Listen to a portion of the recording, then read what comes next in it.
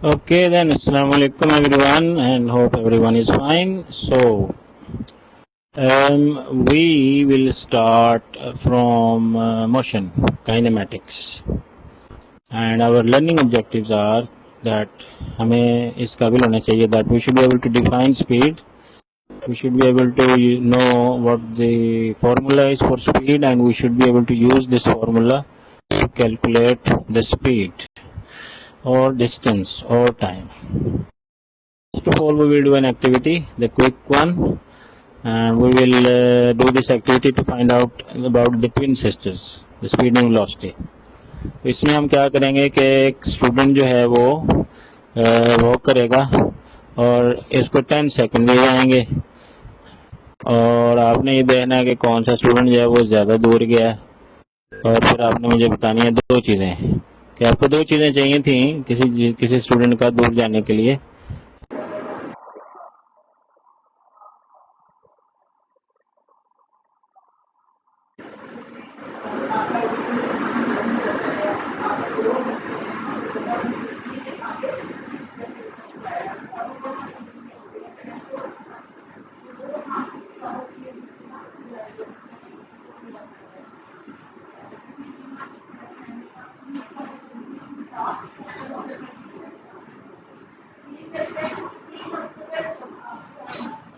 उसके बाद आप ये रेस देखेंगे F1 की जो रेस है इसमें आपको बताया जाएगा कि किसी भी गाड़ी की जो स्पीड थी और उसका जो टाइम था वो कितना उसने लिया है। ठीक है जी, आप इसको ज़रा गौर से देखें, फिर हम बाद में इसको डिस्कस करेंगे। ओके, सो अभी आप देखें कि हमने तीन चीज़ें देखी हैं कि हमारे पास स्पीड, डिस्टेंस और टाइम का रिलेशनशिप आ गया है। ठीक है, डिस्टेंस, कोई डिस्टेंस जो कि कुछ टाइम में ट्रेवल किया जाएगा वो उसकी स्पीड बन जाएगा और ये इसका रिलेशनशिप भी बन गया कि speed is equal to distance over time. इसी तरह से अगर आपने इसमें से डिस्टेंस लेना है तो distance will be equal to speed multiply time, और अगर आपने टाइम लेना है तो time is equal to distance divide by speed.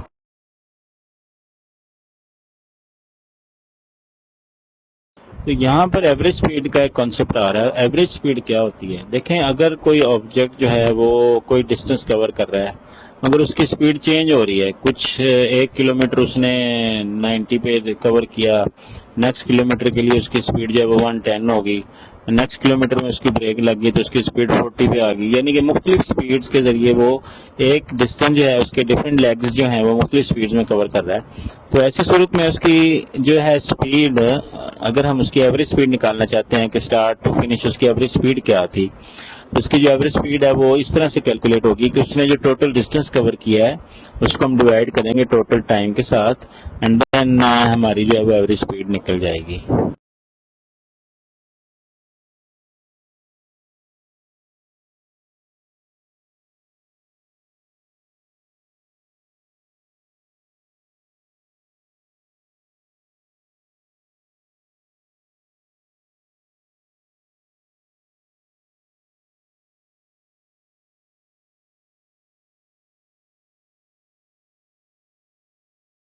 अच्छा, स्पीड और वेलोसिटी दो टर्म्स हैं जो कि फिजिक्स में यूज होती हैं, दोनों एक ही चीज़ है, सिर्फ फ़र्क ये है कि वेलोसिटी के अंदर आप डायरेक्शन मेंशन कर देते हैं, यानी कि आप ये बताते हैं कि भी एक ऑब्जेक्ट जो है वो एक पर्टिकुलर डायरेक्शन में जा रहा है। Direction can be anything, but most common direction हमारी साउथ, नॉर्थ, ईस्ट और वेस्ट होती हैं, और उनको हम कंपास पे भी इस प्लस के निशान के ऊपर एन लगा के जाहिर करते हैं। तो ऊपर अगर हमारे एन है तो नीचे एस है, राइट पे ईस्ट है और लेफ्ट पे वेस्ट है। तो ये जो है ये हमारी वेलोसिटी होगी। तो जब भी आप किसी ऑब्जेक्ट की स्पीड लिखेंगे आप लिखेंगे इसने 100 मीटर पर सेकेंड या 100 किलोमीटर पर आवर है, स्पीड है। मगर जब आप किसी ऑब्जेक्ट की वेलोसिटी लिखेंगे तो आप लिखेंगे इसकी velocity 100 kilometre per hour towards east है, या टुवर्ड्स वेस्ट है, या टुवर्ड्स साउथ है। इस तरह करके आप उसकी वेलोसिटी को नोट करेंगे। तो अब इसमें आपको स्पीड बता दी है और इससे आपसे इसकी वेलोसिटी पूछी जा रही है, तो आप देखेंगे कि उसकी डायरेक्शन क्या बन रही है। अब देखें कि अगर वो लाहौर से इस्लामाबाद जा रहा है तो लाहौर से जो इस्लामाबाद है वो किस डायरेक्शन में है, तो ये अगर लाहौर के ऊपर आप देखें नॉर्थ बना हुआ है और नॉर्थ के लेफ्ट साइड पे वेस्ट होता है, तो इस्लामाबाद नॉर्थ और वेस्ट के दरमियान है, तो आप इसकी डायरेक्शन बता कह सकते हैं कि लाहौर से इस्लामाबाद जो है वो नॉर्थ वेस्ट की डायरेक्शन में है। तो इसका मतलब ये हुआ कि आपकी स्पीड अगर 100 मीटर पर सेकंड है और आपकी डायरेक्शन नॉर्थ वेस्ट है, तो आपकी वेलोसिटी होगी 100 मीटर पर सेकंड टुवर्ड्स नॉर्थ वेस्ट।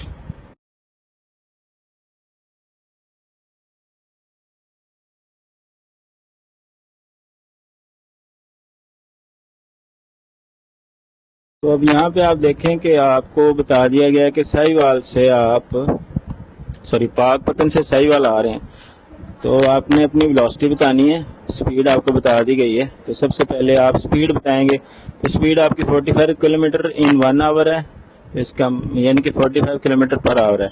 और आपकी जो वेलोसिटी होगी उसके लिए आपको अगर आइडिया नहीं है कि साहिवाल और पाकपतन की डायरेक्शन क्या है, तो आप मैप निकालेंगे, मैप में देखेंगे पाकपतन से साहिवाल किस डायरेक्शन में है।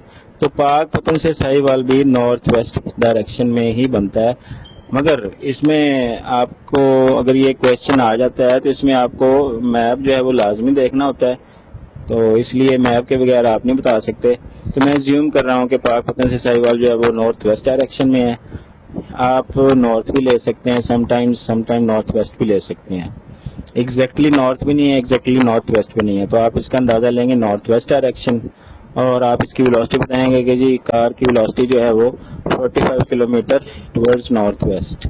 इसको ग्राफिकल रिप्रेजेंटेशन जो है इसकी वो कैसे होगी, ग्राफिकल रिप्रेजेंटेशन में आप इसको 45 किलोमीटर के लिए इसका स्केल लेंगे कि एवरी 5 किलोमीटर रिप्रेजेंट्स 1 सेंटीमीटर, या आप कह सकते हैं एवरी 10 किलोमीटर रिप्रेजेंट्स 1 सेंटीमीटर, जितना भी आपका पेपर अलाउ करे, और उसके बाद आप उसको ड्रॉ करेंगे। तो 45 किलोमीटर को अपने स्केल के हिसाब से पेपर के ऊपर ड्रॉ करेंगे और उसकी डायरेक्शन जो है वो नॉर्थ वेस्ट डायरेक्शन में जाहिर करेंगे, so that will be represented graphically. और जब वो उकाड़ा जाने लगेगा तो वो साहिवाल से टुवर्ड्स ईस्ट ट्रेवल करेगा, ठीक है जी। तो अब ये जो ईस्ट की डायरेक्शन है और 28 किलोमीटर आपकी मैग्नीट्यूड है, ठीक है, ये आप रिप्रेजेंट करेंगे पेपर के ऊपर। अच्छा, अब आपकी डिस्प्लेसमेंट क्या होगी, ये अब आपका स्टार्टिंग पॉइंट पाकपतन है, वहाँ से आप साहिवाल गए हैं, फिर आप उकाड़ा गए हैं, तो अब आप पाकपतन से सीधी उकाड़ा को जो है ना वो जो लाइन होगी डायरेक्ट लाइन, वो आपका जो वेक्टर होगा वो आपकी डिस्प्लेसमेंट होगी। डिस्प्लेसमेंट एक वेक्टर क्वांटिटी है, तो इसलिए आपको इसकी मैग्नीट्यूड जो कि आप मेजर करेंगे स्केल से, और इसकी डायरेक्शन जो कि आप प्रोट्रैक्टर से या नॉर्थ साउथ डायरेक्शन से मेजर करेंगे और वो बताएं। और अब अगर आपको वेलोसिटी का पता है, सॉरी टाइम का पता है, तो आप उसकी वेलोसिटी जो है वो डिस्प्लेसमेंट पर यूनिट टाइम आपको उसकी वेलोसिटी आ जाएगी। अब हम एक्सेलरेशन की बात करेंगे। एक्सेलरेशन जो होता है वो वेलोसिटी जब किसी ऑब्जेक्ट की चेंज हो रही होती है, इंक्रीज हो रही होती है या डिक्रीज हो रही होती है, तो वो हम कहेंगे कि ऑब्जेक्ट जो है वो एक्सेलरेट या डिसेलरेट कर रहा है। तो यहाँ पर फिलहाल हम एक्सेलरेशन की बात करेंगे, यानी कि ऑब्जेक्ट की वेलोसिटी इंक्रीज हो रही है तो वो एक्सेलरेट कर रहा है। अच्छा, अब यहाँ पर देखें, ये हम एक वीडियो देख रहे हैं जिसमें एक एरोप्लेन जो है वो अपने रनवे पर टैक्सी कर रहा है। टैक्सी करने का मतलब ये है कि वो रनवे पर आराम आराम से चल रहा है और उसकी स्पीड जो है वो बताई जा रही है, तो उसकी स्पीड कैसे इंक्रीज़ होती है। अब जैसे जैसे एरोप्लेन जो है वो उसकी स्पीड बढ़ रही है, वो आप देख रहे हैं कि वो नंबर्स जो हैं वो बड़ा नंबर इंक्रीज होता जा रहा है, ये उसकी स्पीड जो है ये इंक्रीज हो रही है। तो ये जो स्पीड का इंक्रीज होना है इसे हम कहेंगे कि ये एक्सेलरेट कर रहा है, ये जो एरोप्लेन है ये एक्सेलरेट कर रहा है। इस तरह से जब किसी चीज़ की स्पीड इंक्रीज होती है, नंबर जो है वो बढ़ता है, तो फिर हम कहते हैं कि ये जो एरोप्लेन है या कोई भी ऑब्जेक्ट जो है वो एक्सेलरेट कर रहा है।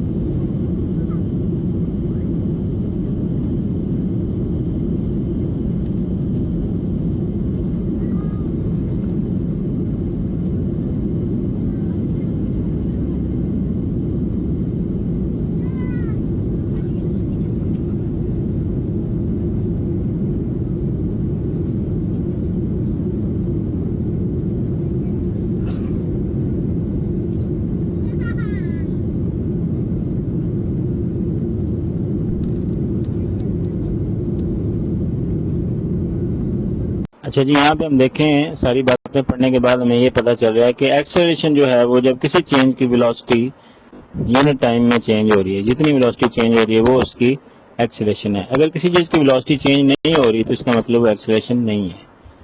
सो नॉन यूनिफॉर्म एक्सेलरेशन ऐसे एक्सेलरेशन होता है जिसमें गाड़ी की जो वेलोसिटी है वो रेगुलरली इंक्रीज नहीं हो रही। तो रेगुलरली इंक्रीज ना होने का मतलब क्या है कि हर एक फिक्स्ड इंटरवल जो कि 5 सेकंड का फॉर एग्जांपल लगा लें, तो 5 सेकंड में गाड़ी जो है वो इक्वल इंटरवल से उसका डिस्टेंस कवर नहीं हो रहा, इक्वल इंटरवल से उसकी वेलोसिटी इंक्रीज नहीं हो रही। फॉर एग्जांपल यहाँ पे देखते हैं कि गाड़ी जो है वो 30 किलोमीटर पर आवर से 5 सेकंड चली, 45 किलोमीटर पर आवर से 10 सेकंड चली, 120 किलोमीटर पर आवर से 15 सेकंड चली। तो इसका जो एक्सेलरेशन था वो तीनों इंटरवल्स में डिफरेंट था, क्योंकि इसकी वेलोसिटी डिफरेंट थी। इसकी वेलोसिटी जो है वो तीनों इंटरवल्स में डिफरेंट थी, तो इसका एक्सेलरेशन जो है वो चेंज हो रहा था। तो हम इसको कहेंगे कि गाड़ी जो है वो नॉन यूनिफॉर्म एक्सेलरेशन से चल रही थी। बिकॉज एक्सेलरेशन चेंज हो रहा होता है, इसलिए हमें जिस रेट से वेलोसिटी चेंज हो रही होती है वो रेट हमें चाहिए होता है, इसलिए हम इसको नहीं कैलकुलेट नहीं कर सकते। वो टोटल हमें एवरेज वेलोसिटी और ओवर टोटल टाइम निकाल के फिर उसका एक्सेलरेशन निकलेगा। तो इसलिए हम पूरे इंटरवल का जो है वो हम एवरेज एक्सेलरेशन कंसीडर करते हैं। तो अब इसमें आप देखेंगे कि गाड़ी, ये देखेंगे इन्होंने बताया हुआ है कि जी गाड़ी जो है वो कैसे एक्सेलरेट कर रही थी। Average acceleration was 1.5 kilometre per hour पर सेकेंड।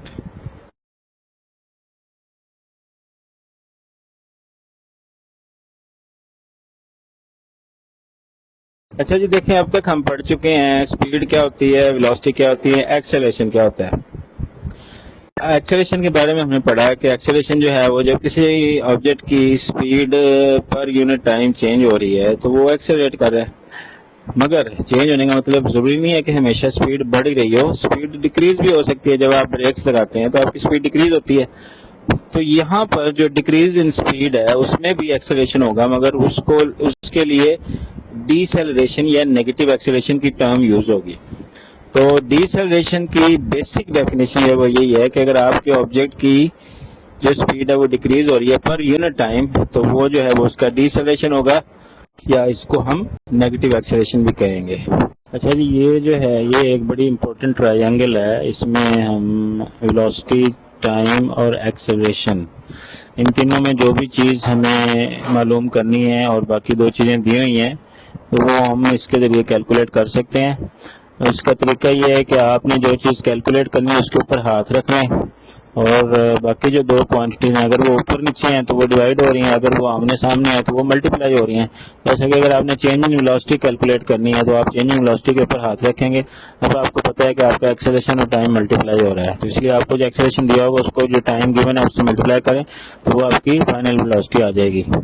इसी तरह से आपने अगर टाइम कैलकुलेट करना है तो आपको वेलोसिटी बताया गया और एक्सेलरेशन बताया गया होगा, आप उसको ऊपर नीचे डिवाइड करेंगे। तो ये ट्रायंगल जो होती है वो इस तरह से हम यूज़ करते हैं। और ये जो है ये हमें दी हुई है इक्वेशंस ऑफ मोशन, ये बहुत ही इंपॉर्टेंट है और इससे बड़े सवाल जो हैं वो हल होते हैं। तो इसको अगर आप समझ लें, सबसे पहले तो हमने वेरिएबल्स को देखना है कौन कौन से यूज़ हुए हैं। सबसे पहले v जो है वो हमारी फाइनल वेलोसिटी यूज़ हुई है, u इनिशियल वेलोसिटी यूज़ हुई है। यानी कोई ऑब्जेक्ट जब मूव करता है तो उसकी वेलोसिटी जो है वो जो भी होती है वो उसकी इनिशियल वेलोसिटी होती है।